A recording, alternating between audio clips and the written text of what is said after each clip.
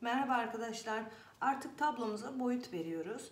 Ben en son geride kalan parke kısmını kabartmıştım. Altlarına çöp şiş koymadan sadece silikonla hafif kabartıp boyut vermiştim. Şimdi kestiğimiz parçaları yapıştıracağız. Bu bizim ilk kestiğimiz parça. Ağaç kısımlarını çıkartmıştım. Şimdi arkalarına silikonumu sıkıyorum.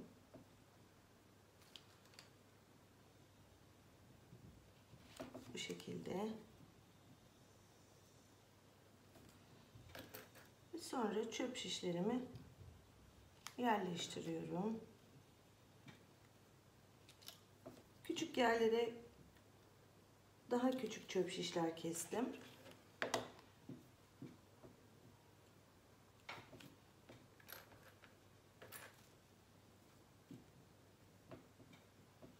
Mesela şuraya daha minik çöp şişi yerleştireceğim.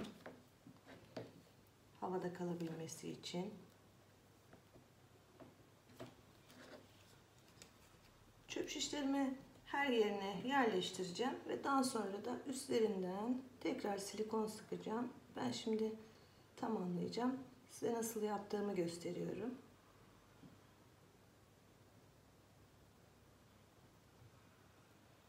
Tüm kağıdımın arkasını çöp şişlerle havada tutmaya çalışacağım. Resmimin arkasına tüm çöp şişlerimi doldurdum. Tekrar üzerlerine silikon sıktım ve şimdi yerine monte edeceğiz. Küçük parça olduğu için bu kağıdın arkasına sıktım. Normalde buraya sıkıyordum. Döndürmesi daha rahat. En azından küçük olduğundan dolayı.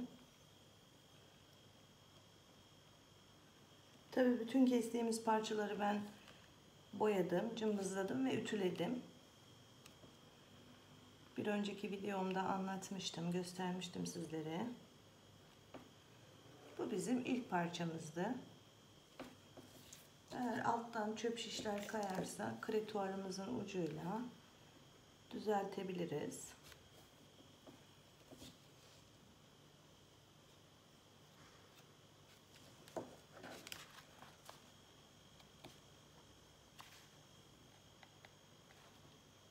Evet, ilk parçamızı yapıştırdık. Daha sonra ikinci parçamıza geçiyoruz.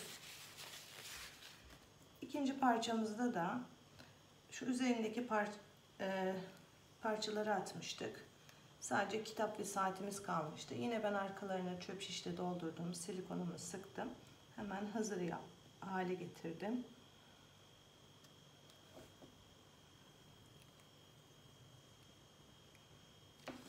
Hemen bunu da monte ettim.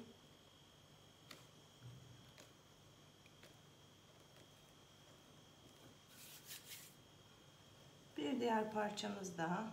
Şu kısmı almıştım. Bir miktar da mavi kitaptan pay vermiştim. O payı bir miktar küçülttüm ben daha sonra. Kitabımı koyarken burada kesik görünüm oluşturmasın diye ben mavi kitaptan bir miktar pay aldım. Ve konsolumuzu üzerindeki kestiğimiz parçaları bu şekilde yerleştirmiş olduk. Ve boyut vermiş olduk. Gördüğünüz gibi. Şimdi kavanozuyla devam edeceğim. Yine ben ütüledim, boyadım, cımbızladım ve elimle şekil verdim. Bu şekilde ovallik kazandırdım.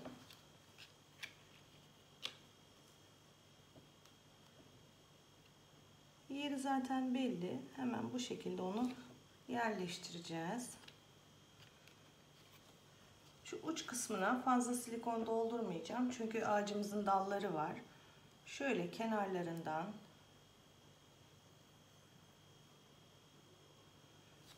bir miktar da şu orta kısmına tutması için silikonu bol sıktım.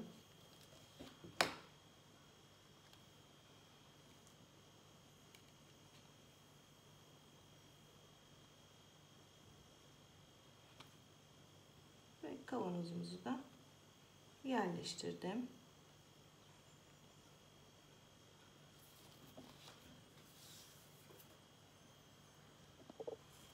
Şimdi kuşlarla devam ediyoruz. En arkada kalan kuşumuz, soldaki kuşumuz. Sadece kuşun geldiği yerlere çöp şiş doldurdum, silikon sıktım. Şimdi monte edeceğim. Bir miktar şamdandan pay almıştım. Kesik görünüm oluşmasın diye. Şamdan üzerine gelecek. Taşan silikon parçalarımız varsa hemen bıçağımızla temizliyoruz. Bir diğer kuşumuz, sağdaki kuşumuz. Yine onun da sadece kuşun geldiği yere silikon sıktım.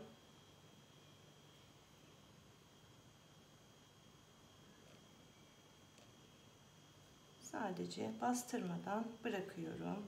Şimdi şamdanımıza geldi. Parmağımla ütüleyerek hafif bombe verdim. Şu uç kısmına silikon doldurdum.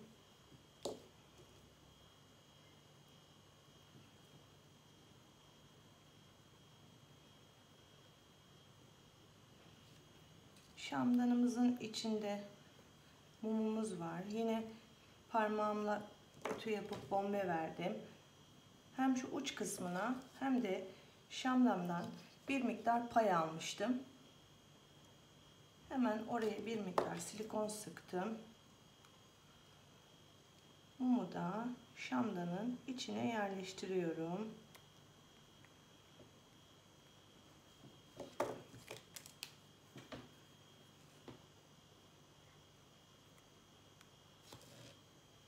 Taşan silikonlarımı fazlasını klituar bıçağımla alıyorum. Çok az kurumasını bekleyip devam edeceğim. Silikonlarımız kururken şu kısmı almayı unutmuşuz. Şimdi onu alacağım. Sadece bu üst parçayı alıyorum. Şekline göre kesiyorum alt kısımlarını. Saate gelince bir miktar 2 milim 3 milim pay veriyorum. Çünkü saat komodinin üzerinde. Şu arayı tam alıyorum. Bir miktar da bu mavi kitaptan pay alıyorum.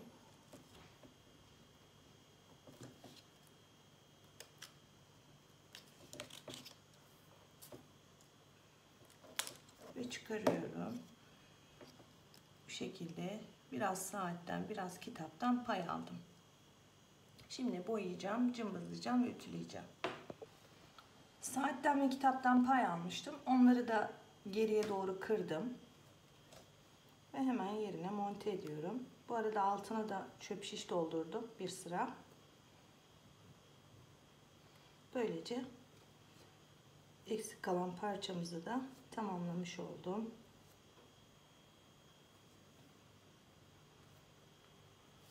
Şimdi kitapla devam ediyorum. Kitabımı yine ütüledim ve parmağımla bombeledim. Şu alt kısımlarına silikonumu dolduruyorum.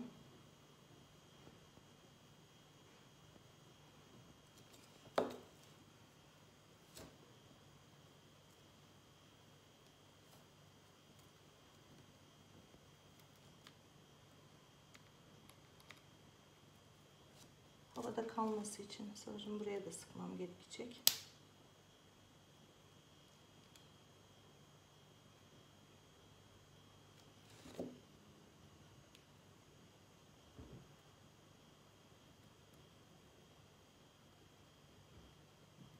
Ve bıraktım. Şimdi bir miktar kurumasını bekleyeceğim. Diğer kitabımı yerleştireceğim. İkinci kitaba geçiyorum. Yine parmağımla hafif bombeliyorum. Üstteki kitaptan pay almıştım. Onu da geriye doğru kırdım.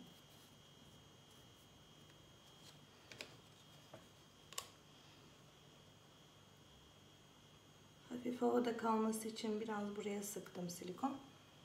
Biraz da arkasına.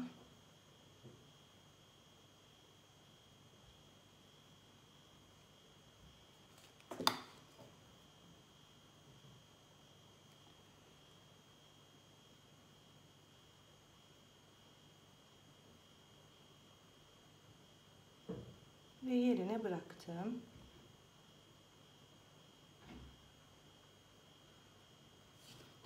Şimdi ikinci kitabımdayım.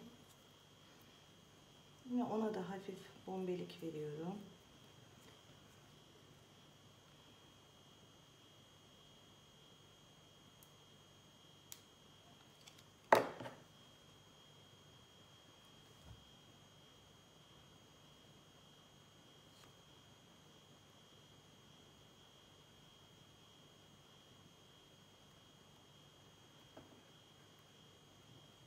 Ve yerine bıraktım.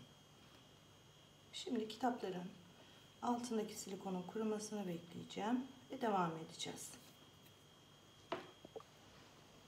Kavanozumuzun kenarını kesmiştik, şu ağız kısmını. Hemen onu da yapıştırıyorum.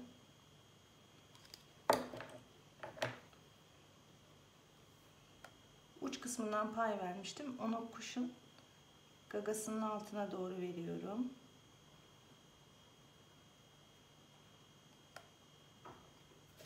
Şimdi kanatları vardı kuşumuzun, kesmiştik.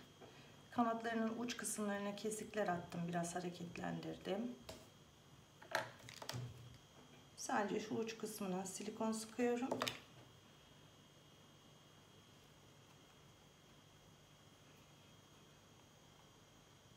Kanatlarını havada bırakıyorum. Yine bir diğer kanadı.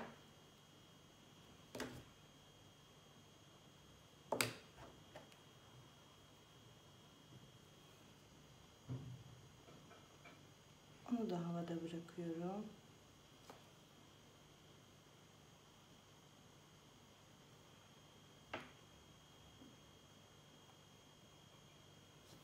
Sonra mumumuzun şu akan kısmı var eridikten sonra. Hemen onu da yapıştırıyorum.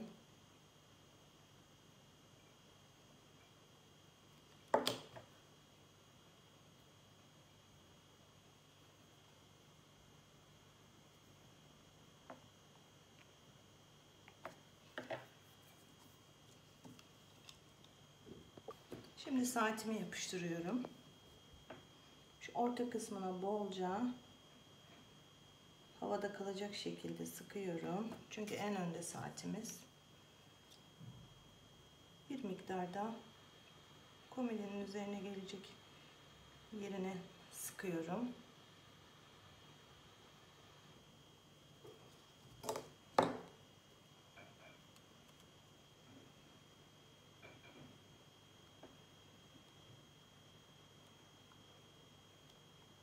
Ve bırakıyorum. Şimdi komodinimizin düğmesi var. Onu sıkıyorum altına.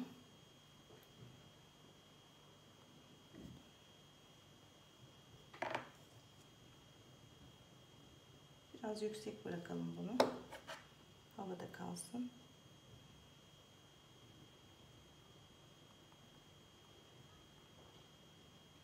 Bu da tamam. Şimdi bu yıldızlara çalışmasını göstereceğim. Buradaki yıldızdan bir tane bütün aldım. Yapıştıracağım.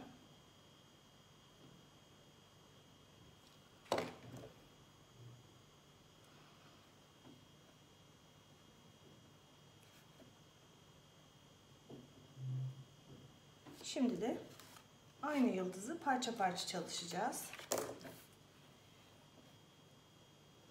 Önce üstteki yıldızın şekline göre kesiyorum.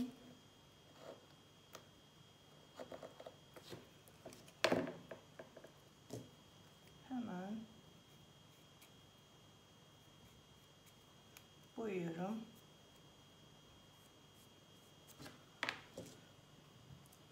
Ve cımbızlıyorum.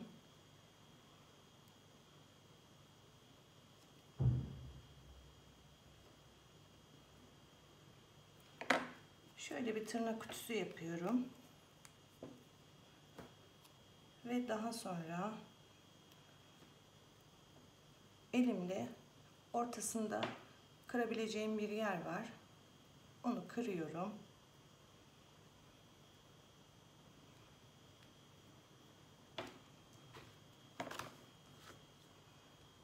Sadece şu alt kısmına gelecek yere silikonumu dolduruyorum.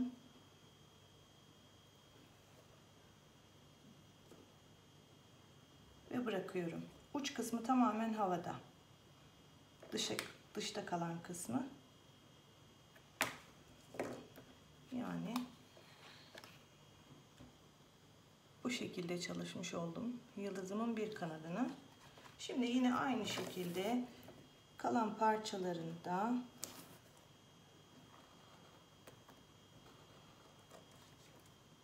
keseceğim. Ve yine aynı şekilde kırarak yerleştireceğim. Yıldızımı da bitirdim. Bu şekilde uçlarını havada bırakarak tek tek çalıştım. Yine bu yıldızları da aynı şekilde çalışıyorum. Şimdi harfleri kabartabilirsiniz. Ben harfleri de kabartacağım. Harfin şekline göre kestim. Çok az da silikon sıktım. Ve yerlerine bırakıyorum. Tüm harfleri bu şekilde çalışacağım. Daha sonra saatimin çerçevesini çıkarttım. Yine çok hafif birkaç yerine silikon damlatıyorum.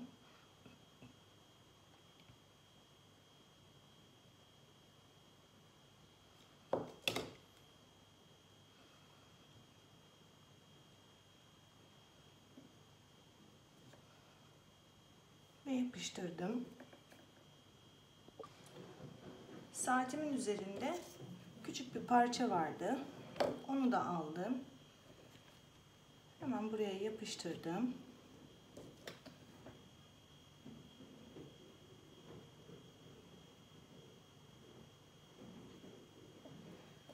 Bundan sonra ağacı çalışacağız.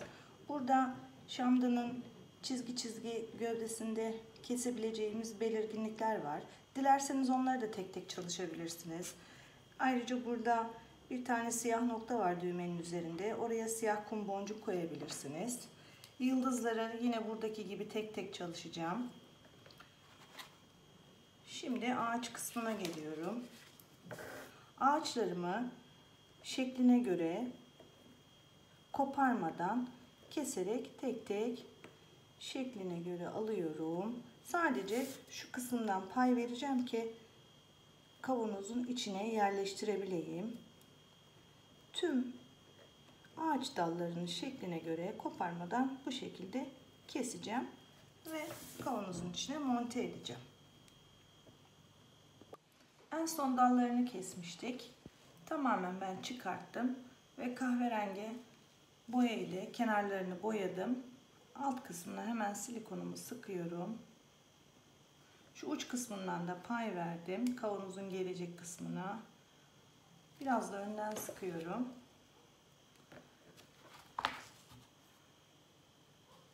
Yerleri belli zaten. Hafif havada kalacak şekilde bırakıyorum.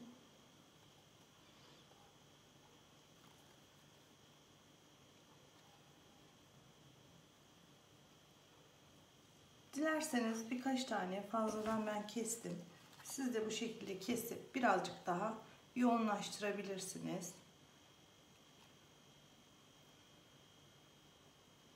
Yine silikon sıkıp dalları daha fazla gösterebilirsiniz.